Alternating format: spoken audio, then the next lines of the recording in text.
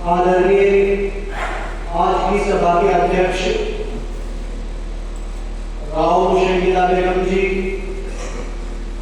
Chairman प्रतिनिधि हाजी आजम शेख जी और हमारे कस्बे के अधिशासी अधिकारी श्री जितेंद्र राणा जी, समस्त सभासदगण, कर्मचारीगण और बाहर से आए हुए सभी अतिथिगण, ये तो आप सभी जानते ही हैं कि आज 26 जनवरी है। 26 जनवरी सन 1950 को हमारा देश गणतंत्र हुआ था। यानी कि हम आसान से शब्दों में कह सकते हैं कि 15 अगस्त सन 1947 को हमारा देश आजाद तो हो गया था, लेकिन हमारे देश में कानून व्यवस्था सुचारू रूप से लागू नहीं हुई थी और हमारे महानायक डॉक्टर भीमराव अंबेडकर जी के अथक प्रयास से 26 जनवरी सन 1950 को हमारे देश में अपने संविधान लागू किए गए।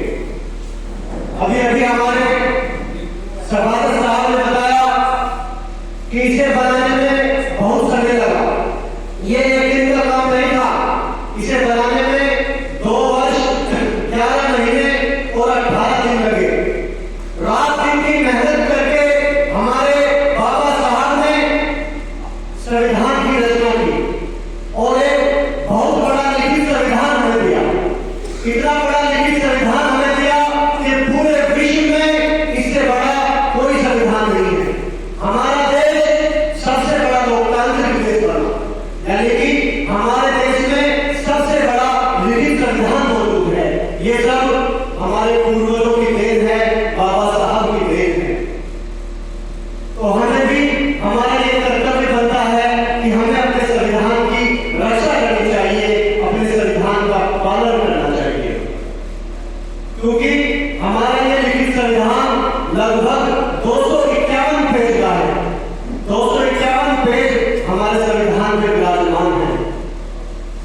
तो ये तो बात रही गणतंत्र दिवस की, लेकिन आज सुबह से मेरी आंख कुछ नमी नमी सी है। आज सुबह से मेरी आंखें कुछ नमी नमी सी है और पता नहीं क्यों ऐसा लग रहा है कि कहीं कुछ कमी कमी सी है। और कमी कमी क्या है? कमी ये है कि जो हमारे देश पर बलिदान हो गए वो वीर सपूत आज हमें हमारे बीच मौजूद नहीं है। लेकिन उन्होंने हमें जाते जाते कहा था कि जब शहीदों की अर्थी उठे भूल से देश वालों तुम आंसू बहाना नहीं। जब शहीदों की अर्थी उठे भूल से देश वालों तुम आंसू बहाना नहीं, लेकिन जब मनाओ आजाद भारत का दिन, गणतंत्र भारत का दिन, उस घड़ी को हमें भुलाना है। तो आज उन देशभक्तों को याद करने का भी दिन है। तो आओ मिलकर सलाम करें उन देशभक्तों को जिनके हिस्से में ये मुकाम आता है। आओ मिलकर सलाम करें उन देशभक्तों को जिनके हिस्से में ये मुकाम आता है और खुशनसीब होते हैं वो लोग जिनका अपने बदन के काम आता है। तो आज उन देशभक्तों को याद करने का दिन है। आज उन देशभक्तों को स्मरण करने का दिन है। आज लाला लाजपत राय को याद करने का दिन है, जिन्होंने आजादी के आंदोलन में अपने शरीर पर सैकड़ों लाठियां खाई और सैकड़ों लाठियां खाने के बाद भी उनके जो इरादे थे वो लोहाई रहे, वो फिरने नहीं। और लाठियां खाने के बाद उन्होंने कहा था कि मेरे शरीर पर बड़ी लाठी की एक चोट ब्रिटिश सरकार के ताबूत की कील साबित होगी। अरे याद कीजिए सुभाष चंद्र बोस को, जिन्होंने आजाद हिंद फौज की स्थापना की और कहा कि तुम मुझे खून दो, मैं तुम्हें आजादी दूंगा।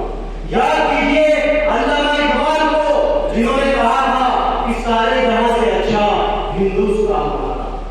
याद कीजिए भगत सिंह को, जिन्होंने हंसते हंसते फांसी के फंदे को चूम लिया और एक नारा दिया था, इंकलाब जिंदाबाद। याद कीजिए बाल गंगाधर तिलक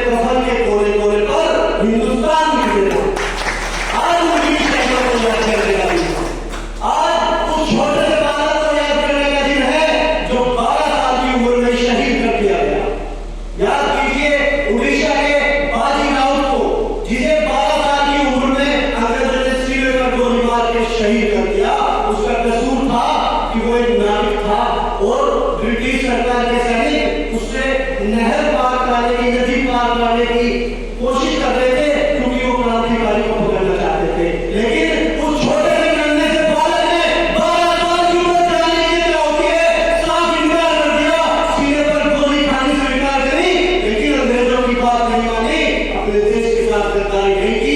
आज उस नन्हे से बालक को याद करने का दिन है। उसका जन्म देखो, 12 साल की उम्र में वो सीने पर गोली खाता है। तो ये आजादी ऐसे नहीं मिली, इस आजादी के पीछे बहुत बड़ा इतिहास है। आज उनकी शहीदों को याद करने का दिन है। हमें भी हमारे कर्तव्य बनता है कि हमें आजादी की रक्षा करनी चाहिए और हमें अपने संविधान की रक्षा करनी चाहिए। ऐसा नहीं है कि हम सरहदों पर खड़े होकर अपने देश की रक्षा करेंगे, ऐसा नहीं है। हम अपने देश के अंदर रहकर भी अपने देश की रक्षा कर सकते हैं। किस रूप में रक्षा कर सकते हैं? आज आप जान लीजिए कि हमारे पूर्वजों ने पानी को नहर और कुओं में देखा था, हमने नलों में देखा, और हमारी जो आने वाली जनरेशन है वो वाटर कूलर में देख रही है। और ऐसा ना हो कि आने वाली जनरेशन सिर्फ बोतलों पर निर्भर हो जाए। अगर हम कहीं खुला जल देखते हैं कि टंकी चल रही है, पानी में बह रहा है, हम उसको बंद करने का काम करेंगे। ये भी देश का ही काम है। ऐसा नहीं है कि सरहदों पर खड़े होकर हम देश की रक्षा करेंगे। अगर हम इधर उधर कूड़ा फेंकते हैं, उसको सही जगह पर फेंके, ये भी देश का ही काम है। तो हम आजादी हमेशा नहीं है कि देश की रक्षा सरहदों पर करेंगे, हम अपने देश में रहकर भी अपने देश की रक्षा कर सकते हैं।